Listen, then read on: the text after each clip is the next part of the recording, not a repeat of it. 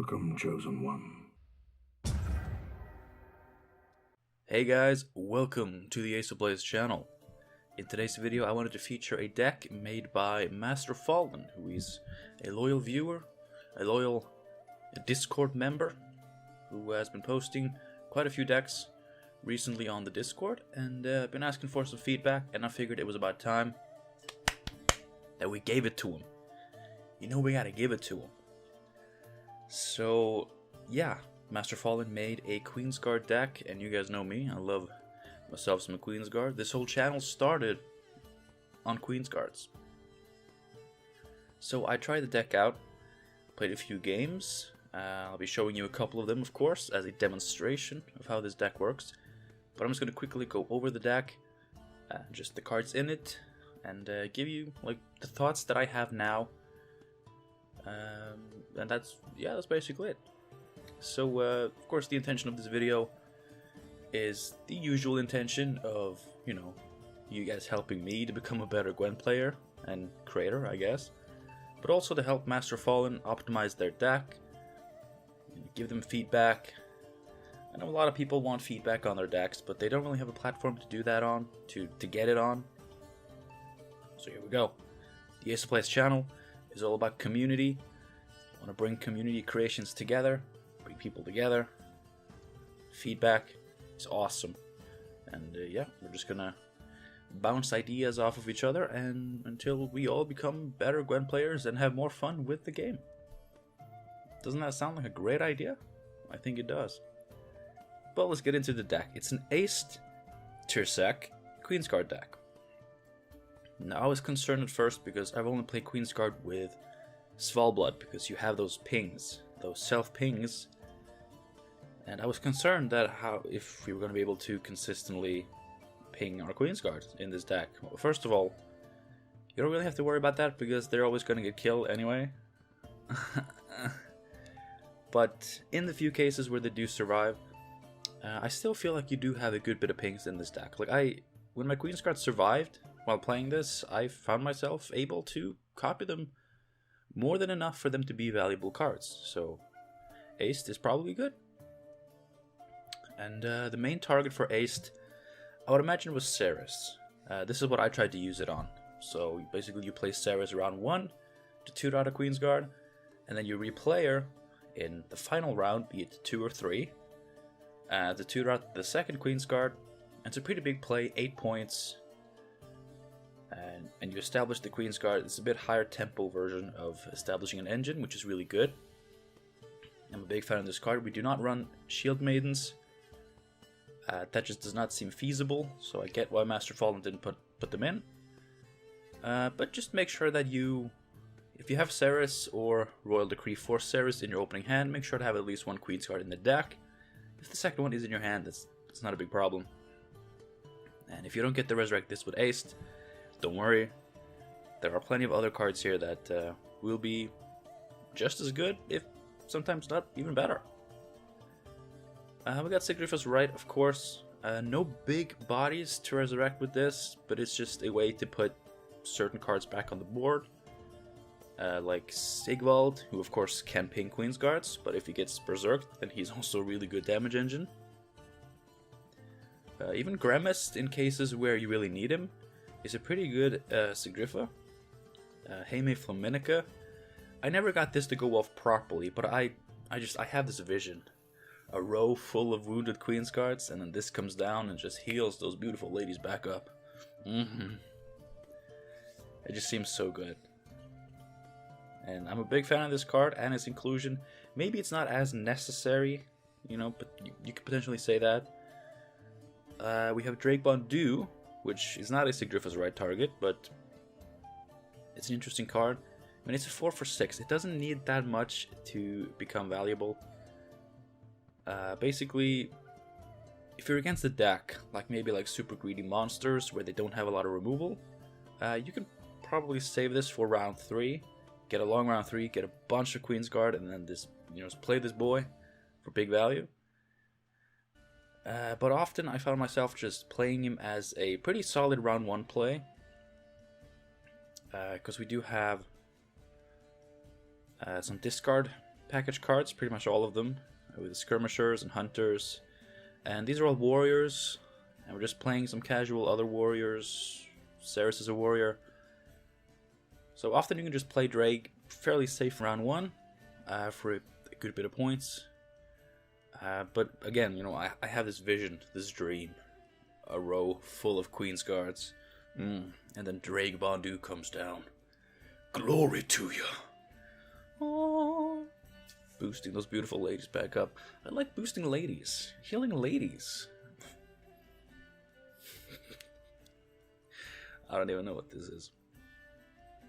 But yeah, of course we do have the Queen's Guard. We have Frey's Blessing to resurrect Queen's Guard or resurrect any Queen's Guard triggers that we might need. We have a couple of those in the shape of bronze units the Frey's Blessing can give us. And yeah, that's pretty much the deck. The important cards. Of course, Harald Hound's now fantastic. You know, gets good value with the skulls, and then he can just ping Queen's Guard afterwards. It's amazing. So I really like this deck, but it was lacking. I found myself lacking removal, which, I mean, this is an all-in greedy deck.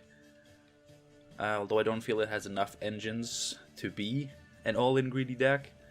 So yeah, I don't know. Svalbard Totem is not necessary. It's a big play. It's a big point play.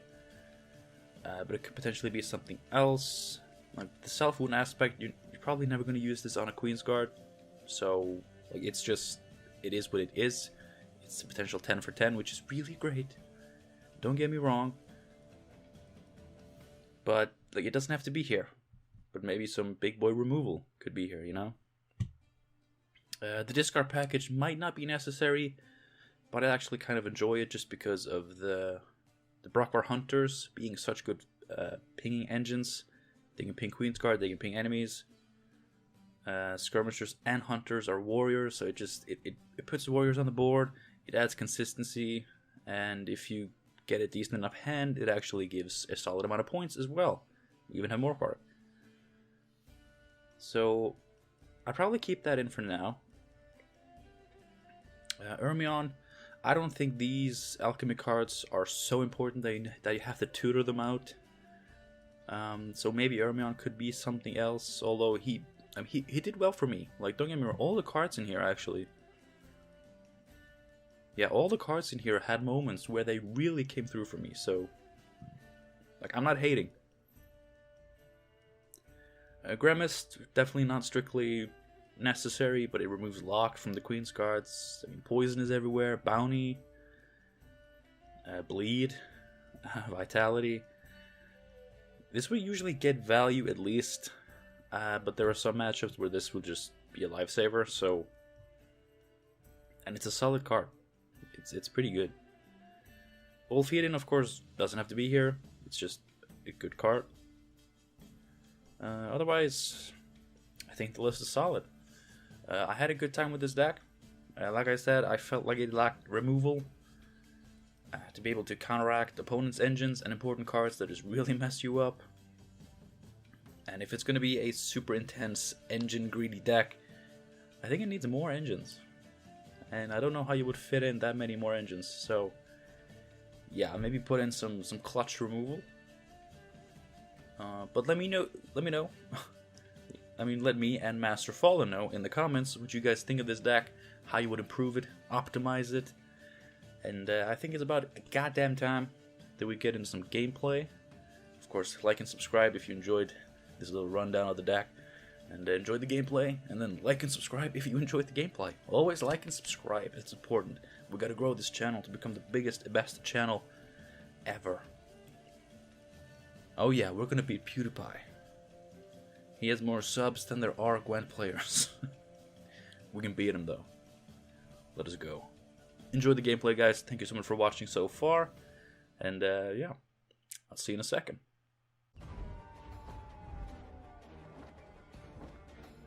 Everything has its price. The question is it worth it? Alright, so Queen Calantha. Northern Realms. not a matchup I'm fond of at all. They have too many engines for my taste.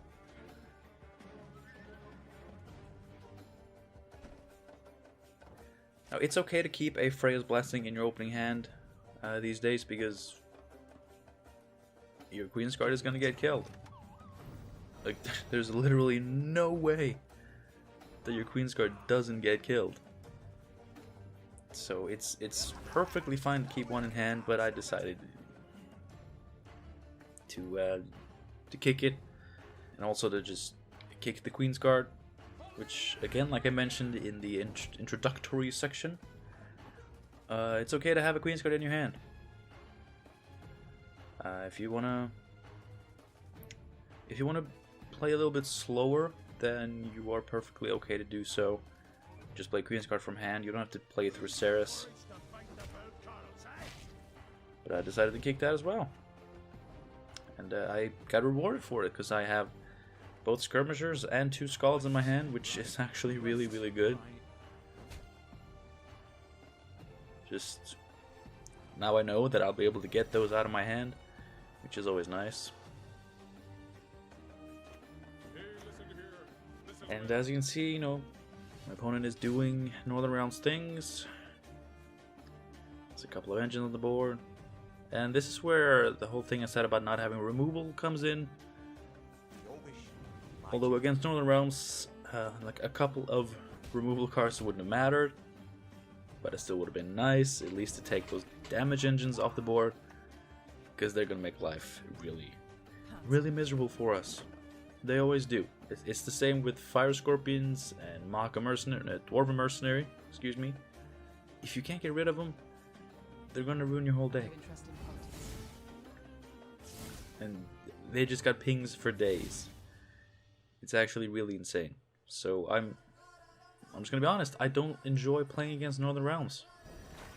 I mean, I'm sure, of course, as with everything, there are ways to play against each faction, each deck. And I figured for this matchup, it's just try to endure.